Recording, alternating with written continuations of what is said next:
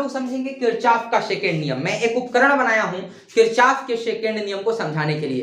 Kirchhoff के second नियम को जो है पाश का नियम कहा जाता है। पाश का मतलब होता है घेरा हुआ भाग। जैसे आपका घर दुतलिया है तो एक तल्ला एक पाश हो गया, दुतलिया दूसरा पाश हो गया। तो यहां पर किरचॉफ ने पाश का नियम में यह बताया कि किसी भी वायर में करंट फ्लो कराया जाता है तो उसमें एक प्रतिरोध उत्पन्न हो जाता है।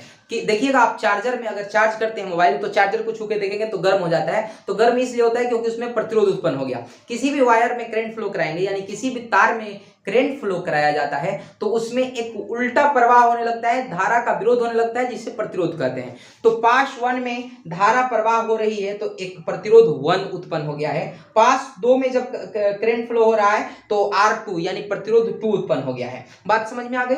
तो यहां पर देखिए जब ये कहा था किरचॉफ ने कि पाश 1 में जब धारा प्रवाह किया जाता है तो I1 R1 क्या धारा 1 और प्रतिरोध 1 का गुणनफल हमेशा विद्युत वाहक बल के बराबर होता है। अब ये विद्युत वाहक बल क्या है पहले ये समझिए। विद्युत वाहक बल का मतलब ये होता है कि जैसे ये एक वायर है, इसमें अगर हम बैटरी यहाँ जोड़ देंगे तो इसका इलेक्ट्रॉन यहाँ से उठ करके इधर आने लगेगा तो इलेक्ट्रॉन पर कार्य होने लगा तभी जाकर क्या आ रहा है ना। जैसे कि ये मार्कर है तो मैं इधर यहाँ से धक्का दे रहा हूं तो इधर आ रहा है तो ये इस पर कार्य कर रहा हूं तब ना आ रहा। ठीक इसी तरीके से यहाँ पर अगर ये तार है तो यहाँ पे बैटरी अगर जोड़ूंगा तो इसका इलेक्ट्रॉन यहाँ से उठकर यहाँ आएगा यानी इलेक्ट्रॉन पर एक कार्य हो गया। और इलेक्ट्रॉन पर कार्य जब हो गया तो इसी को कहते हैं विद्युत वाहक बल। क्लियर समझ में आ गया कि किसी भी वायर में अगर हम इलेक्ट्रॉन को एक स्थान से दूसरे स्थान में तक ले जाने में किया गया कार्य क्या कहलाता है विद्युत वाहक बल। तो ये समझिएगा आप कि I1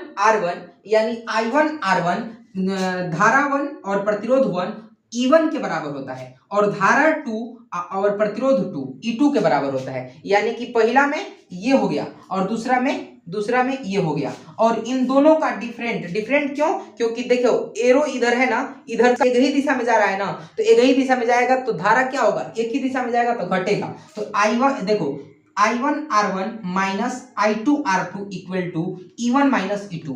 एक ही दिशा में जब धारा जाएगी तो घटेगा। अब देखो इसमें देखो अब अगर पास 2 लिया जाएगा तो देखो इसका एरो इधर आया है और इसका इधर जा रहा है यानी इसमें जुटेगा। समझ में आ गया। ये दोनों इधर आ रहे थे तो घटा, यहाँ घटा और अगर एक इधर आ रहा और एक इधर जा रहा था जुटेगा। तो ये याद रखना है। तो पास 2 में क्या होगा I2 R2 और प्लस इधर देखो I1 प्लस I2 R3। क्यों? क्योंकि तीसरा पास में ये देखो I1 प्लस I2 R3 क्यों ऐसे हो रहा है? क्योंकि इन दोनों का गुणनफल किसके बराबर होंगे